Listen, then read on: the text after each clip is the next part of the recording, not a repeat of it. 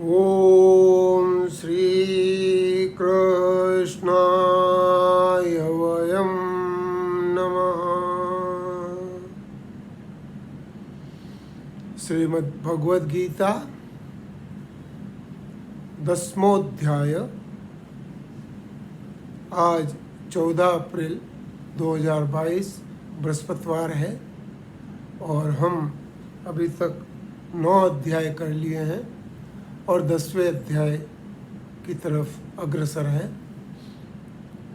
इससे पहले कि हम 10वां अध्याय लें, हम चाहेंगे कि एक थोड़ा सा रिवीजन हम यहाँ पर कर लेते हैं। हम अभी आधे से ज़्यादा श्लोक ले लिए हैं और अब हम जो 18 अध्याय है, 18 में से 9 अध्याय हो गए हैं और अब हम उत्तरोत्तर की तरफ बढ़ रहे हैं। भगवान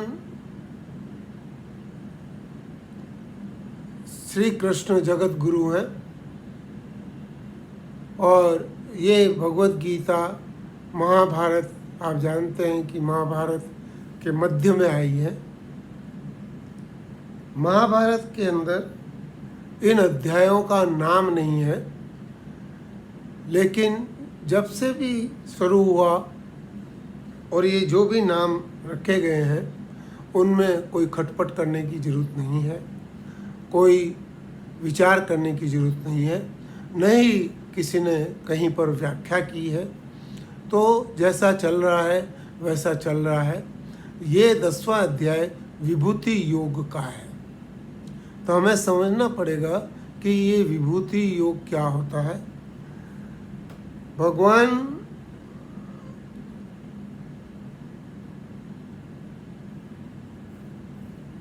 गीता के दूसरे अध्याय का जो प्रथम विवेचन था, उसके अंदर हमने निश्चित किया था कि हम भगवान को हमारा साध्य मान के, उसको हमारा लक्ष्य मान के हम आगे की तरफ बढ़ेंगे और हम धीरे धीरे ये पता करेंगे कि गीता हमें क्या कहती है।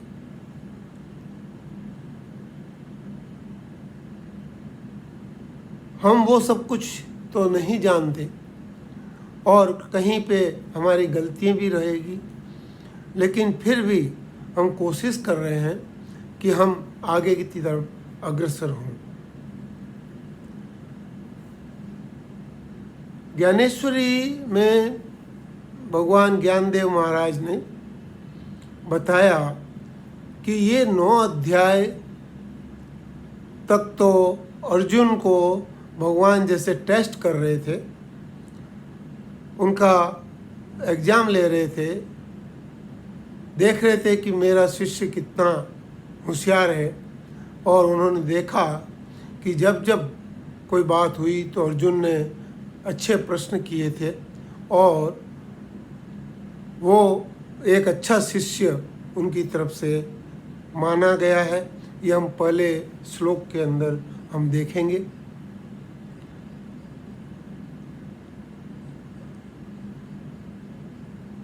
पिछले सारे अध्यायों का विवेचन किए बगैर मैं यहाँ पर ये बताना चाहता हूँ कि 9वें अध्याय में भगवान ने वो सब कुछ कह दिया जो पूरी गीता में भगवान कहना चाहते हैं। 9वें अध्याय में भगवान, 9वां अध्याय अपने आप में एक विलक्षण है और इसके अंदर भगवान ने बता दिया कि सब मेरे ही अंश हैं और मैं सबको गले लगाने के लिए तैयार हूँ। बस इतना ही है कि वो मेरी भक्ति करें, अनन्य मन से मेरा भजन करें, मेरा कीर्तन करें।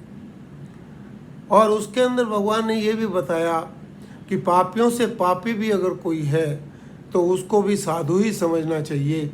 अगर उसने अपना पाप छोड़ दिया है और मेरे को अपना लक्ष्य बना लिया है तो उसको भी मेरा भक्ति समझना चाहिए। भगवान ने ये भी बोला कि अगर पाप योनि में भी कोई है मतलब जो मनुष्य योनि से भी नीचे है, लेकिन वो भी अगर मेरा भजन करे तो उसको भी मेरा भक्त ही समझना चाहिए। स्त्रियां, वेश्य, शूद्र, ये भी अगर भगवान के अंदर तल्लीन है और भगवान की भक्ति कर रहे हैं तो वो भी भगवान के भक्त हैं और उनका भी उद्धार निश्चित है। और आगे तो उन्होंने बोला ब्राह्मण और क्षत्रिय का तो कहना ही क्या। इस तरह से भगवान ने बताया कि सब कुछ, सब लोग मेरे को प्राप्त कर सकते हैं, बस फर्क इतना ही है कि तुम कितनी भक्ति से मेरे में लगे हुए हो। मन मना भव मद भक्तो मध्याजी मान नमस्करो मामे वेश युक्त एवं आत्मानम मत्परायण। इस तरह से अगर हम देखें तो ये गीता के जितने भी अध्याय हैं ये क्रमवार एक श्रृंखला में बंधे हुए हैं, और इसमें कुछ जो आखिर में बोला जाता है और जो पहले बोला जाता है उसमें कुछ ऐसा सामंजस्य हो जाता है कि इनके अध्यायों को भी आपस में लिंक किया जा सकता है।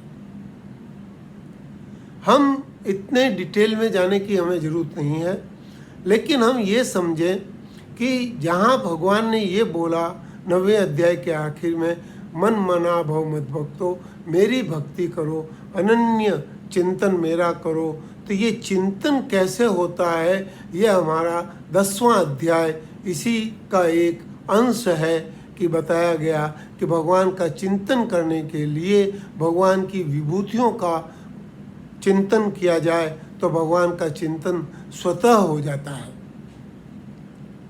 अब यहाँ पर फर्क ये आता है कि विभूति क्या है और योग क्या है। तो अखंडानंद जी ने बड़े ही विस्तार से, बड़े ही प्यार से ये बताया कि जैसे कि ठंडा पानी है, उस ठंडे पानी में बर्फ हो तो उसको योग समझना चाहिए, और वही ठंडा पानी अगर सीला बन जाता है, बर्फ की सीला बन जाता है, ठोस आकार ले लेता है, तो उसको विभूति समझना चाहिए। जब तक मिलन है, जब तक एकता है, जब तक एक रस है, वो है योग। और जब उसको एक विशेष नाम या रूप में आ जाता है तो वो कहलाता है विभूति। तो ये जितने भी नाम रूप जितने भी हैं ये भगवान इसके अंदर बताएंगे, और इस 10वें अध्याय के अंदर ये विशेष कर बताया है कि योग और विभूति का क्या फ़र्क है, और विभूति से योग की तरफ कैसे बढ़ना है, और योग में विभूति कैसे है और विभूति में योग है कैसे है। जैसे कि समाधि है, समाधि में भी परमात्मा का चिंतन है, और कोई दिखता है सामने तो भी परमात्मा का चिंतन है। गंगा दिखती है तो भगवान कहते हैं कि गंगा तो मैं ही हूँ, हिमालय दिखता है तो भगवान कहते हैं हिमालय तो मैं ही हूँ। तो अगर इन सब चीज़ों को देखते हुए जो जो जो चीज़ें बताई गई हैं और जो चीज़ें न बताई गई हैं वो भी, उन सब चीज़ों को लेते हुए जो कुछ दिखता है उसको भी अगर हम परमात्मा माने तो ये विभूति योग हो जाता है, उस चीज़ का ये विभूति योग हो जाता है। बड़ी विलक्षणता है, बड़ी विशेषता है, बड़ा ही सामंजस्य है। परमात्मा को प्राप्त करने के लिए भगवान ने कहा कि देख मैंने अभी तक तेरे को सब कुछ बता दिया, लेकिन फिर मैं वापस ये सब चीज़ें बताऊंगा ये 10वें से। जैसे कि किसी हांडी में हमको कोई चीज़ डालनी है, मान लीजिए कि दही या दूध डालना है, तो पहले उसके अंदर थोड़ा सा दूध डाल के देखते हैं कि उसके अंदर से दूध निकल तो नहीं रहा है, कहीं कोई क्रैक तो नहीं है, कहीं कोई छेद तो नहीं है, और उसके बाद में जब देखते हैं कि नहीं है तो और उसके अंदर दूध डाल देते हैं। इसी तरह 9वें अध्याय तक तो भगवान ने अर्जुन को खंकाला कि वो इस ज्ञान को प्राप्त करने योग्य है या नहीं है। और जब उनको पता पड़ा कि ये तो और जानने की इच्छा रखता है और जानना चाहता है और इसको करना चाहता है, तो भगवान बहुत खुश हो जाते हैं। और ये 10वां अध्याय भगवान खुद अपने ही उससे स्टार्ट करते हैं। और इसके अंदर हम आगे देखेंगे कि ये कैसे भगवान इसको बताते हैं और कैसे इसको विलक्षण तरीके से आगे की तरफ ले जाते हैं। तो इसके अंदर हम जानने की कोशिश करेंगे। अब हम पहला श्लोक बोलते हैं।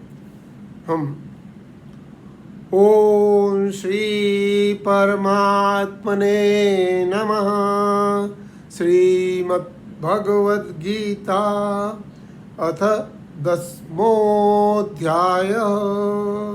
श्री भगवानुवाच भूय एव महाबाहो शृणु मे परमं वचः यत्तेऽहं प्रीयमाणाय वक्ष्यामि काम्यया।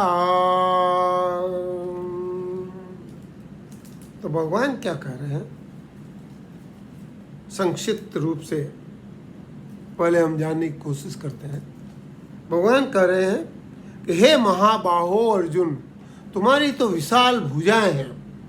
तुम्हारे भुजाएं घुटने से नीचे तक उंगली जाती, विशाल भुजाएं। मेरे परम वचन को सुनो। मेरे इस वचन को, ये नहीं कहा कि मैं जो कह रहा हूं वो सुनो, बोला मेरे वचन को, वचन को सुनो। और वचन को तुम फिर भी सुनो। अगर तुम्हारे में इच्छा नहीं है तो भी तुम सुनो। मुझ में अत्यंत प्रेम रखने वाले, जो मेरे में बहुत ज़्यादा प्रेम रखने वाले हैं, वो तुम्हारे हित की कामना से कहूँगा। अब देखिए, यहाँ पर भगवान बहुत प्रेम में अर्जुन के उसमें सम्मोह में आ गए कि बोले कि हे महाबाहो, ये जो तुम्हारी भुजाएं हैं, ये भुजाएं महाबाहो कहलाती है। अगर तुम कुछ करोगे नहीं, इन ये भुजाएं महाबाहो क्यों हुई है? क्योंकि इसके ऊपर धर्म का बोझ है। और तुम अगर कुछ करोगे नहीं, और तुम अगर ये कहते हो कि मैं बैठ जाऊंगा, तो ये तुम्हारे लिए शोभा नहीं देता। और तुम मेरे ये वचन सुनो, जो मैं कहता हूँ वो तुम सुनो। क्योंकि कोई किसी को पूरी तरह से तो कुछ बता नहीं सकता। तो जो मैं बता रहा हूँ उसको सुनो, मन लगा के सुनो, प्रेम से सुनो।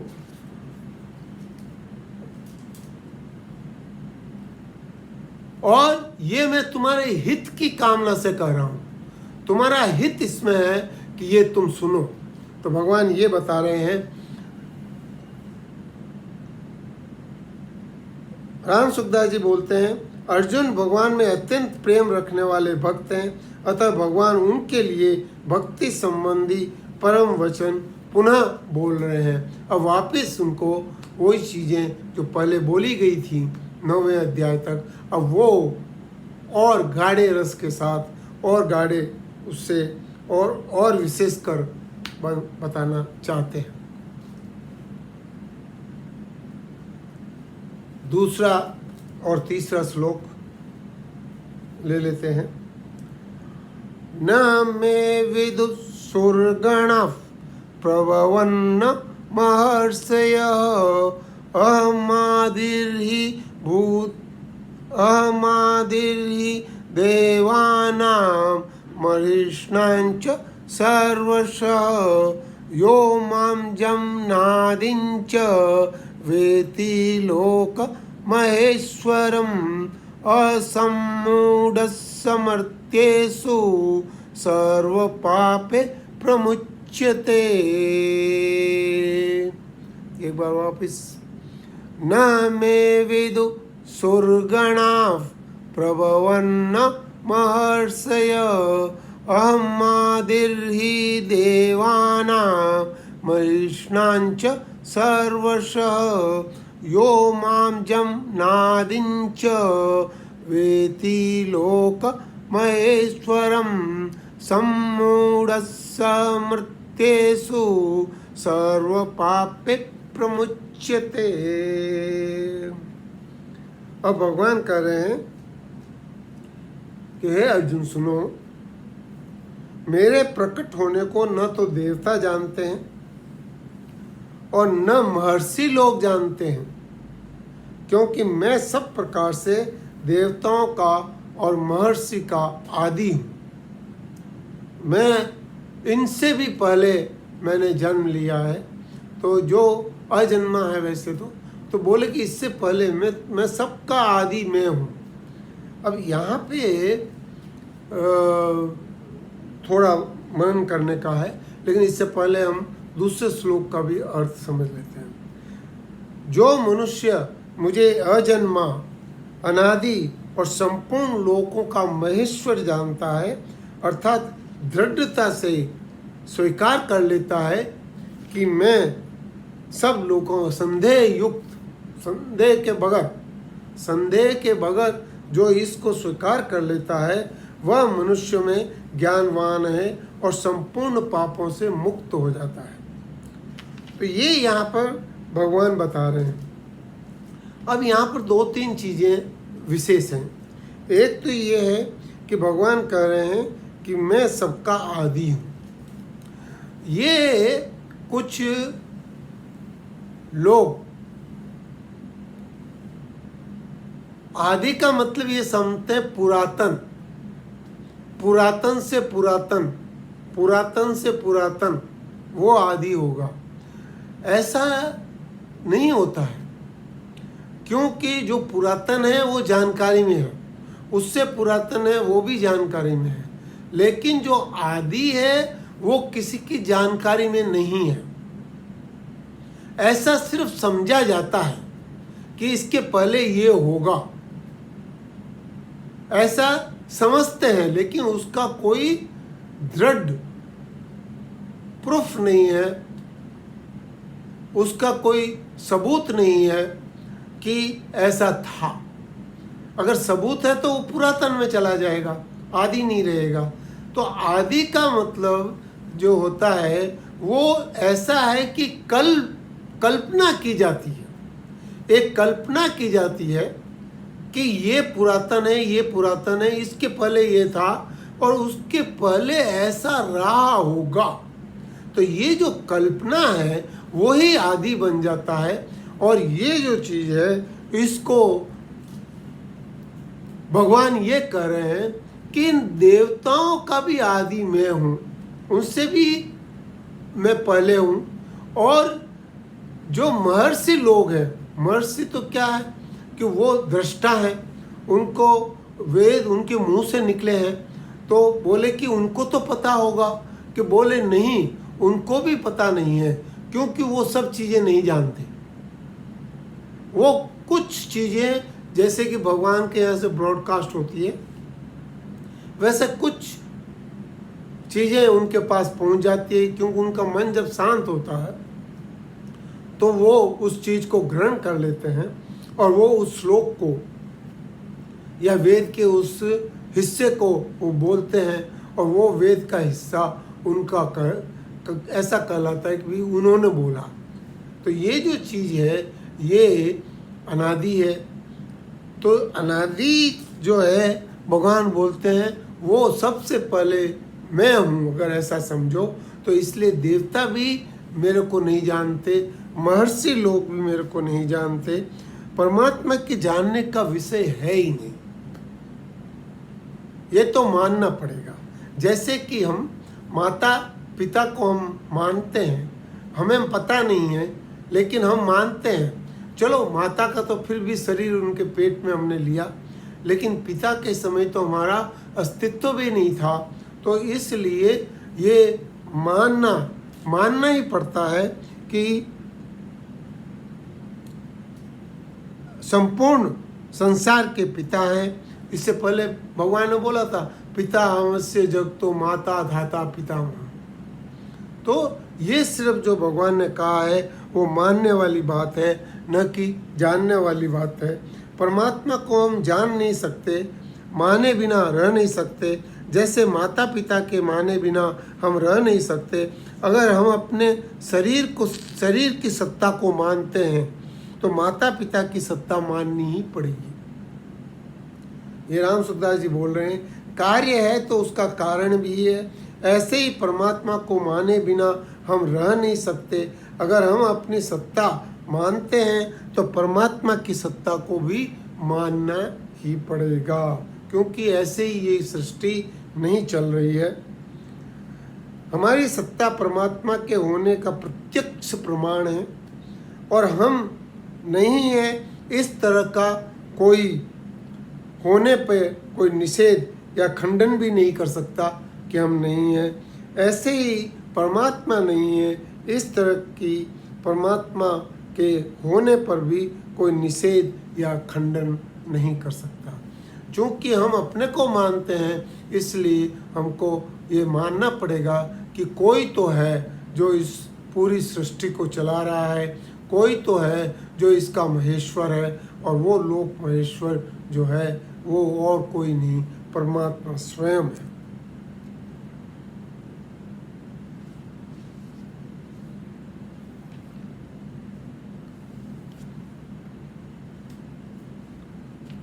तीसरे श्लोक में भगवान ने बोला, 3 इंपॉर्टेंट चीज बताई कि मैं अजन्मा हूँ, अनादि हूँ और संपूर्ण लोकों का महान ईश्वर हूँ। मैं इस तरह की बात भगवान ने बोली है। और मनुष्य गण भगवान को आदि तो नहीं जान सकते, पर वे भगवान को अज अनादि जानते हैं। तो वो उसको आदि की जगह अजन्मा अनादि है, जिसका कोई आदि अंत नहीं है। अतः वह जैसे भगवान को अज अनादि जानता है, वैसे ही अपने को भी अज अनादि जानता है। जैसा वो भगवान को जानता है, वैसे ही वो अपने आप को जानता है। कि अपने आप को कौन? कि ये हमारी जो आत्मा है। जैसे भगवान अनादि हैं, भगवान अज है, अजन्मे हैं, ऐसे ही हमारी ये आत्मा है, ये अज और अनादि है। कारण कि जैसे संसार से अलग होकर संसार को जान सकते हैं, क्योंकि वास्तव में संसार से अलग ही है, ऐसे ही भगवान से अभिन्न होकर भगवान को जान सकते हैं, क्योंकि वास्तव में हम भगवान से अभिन्न हैं। भगवान से हमारा नाता बहुत पुराना है, जब से है तब से है, इसलिए हम भी अज और अनादि हैं। और अज अनादि जानने पर जीव मूढ़ता से रहित हो जाता है। जब अज अनादि हम अपने आप को समझते हैं तो हमारी मूढ़ता असम्मूढ़म सब मर्त्येषु, मनुष्य सब मनुष्य में ये अजन्मा और अनादि है। ऐसा जब हम जानते हैं तो हम संपूर्ण पापों से मुक्त हो जाते हैं, क्योंकि पाप तो पीछे पैदा हुए। जब हम पैदा हुए उस समय अज अनादि थे, उस समय पाप भी नहीं थे। तो ये जो चीज़ है ये यहाँ पर बताया गया है।